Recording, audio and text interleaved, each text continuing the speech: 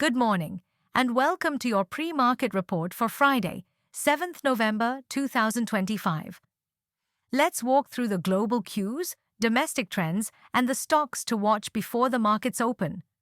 All three benchmark indices fell in the US yesterday due to concerns over high-tech valuations, weak labor market, and limited economic data visibility due to the current government shutdown. Interest rate uncertainty too fueled the correction. The Asian markets are all trading in the red with corrections of about 2% in both the Nikkei and Kospi as they track negative sentiments that abound in the global markets. Hang Seng too is trading in the red.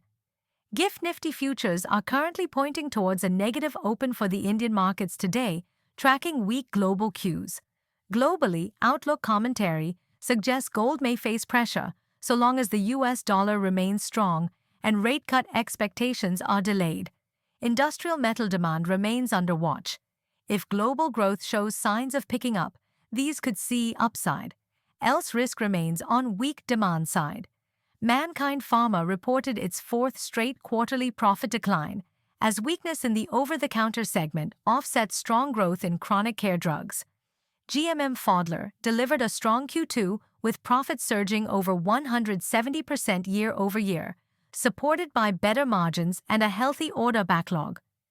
LIC reported a steady performance in its latest results, with net profit rising 5% year-on-year to 10,987 crore rupees and premium income growing around 5%, supported by a stable product mix and consistent inflows.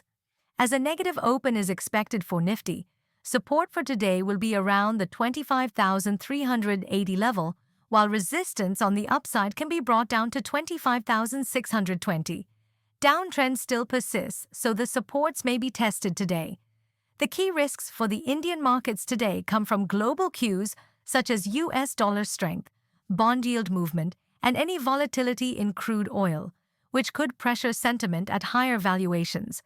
Catalysts to watch are continued domestic institutional buying, ongoing corporate earnings announcements, improved liquidity, and policy reforms. Yesterday, foreign institutional investors were net sellers once again to the tune of approximately 3,263 crore rupees, while domestic institutional investors continued support and were net buyers of about 5,284 crore rupees. That's your market snapshot for India on November 7th, 2025. For more such updates, don't forget to like, subscribe, and hit the bell icon. Wishing you a focused and profitable trading session ahead.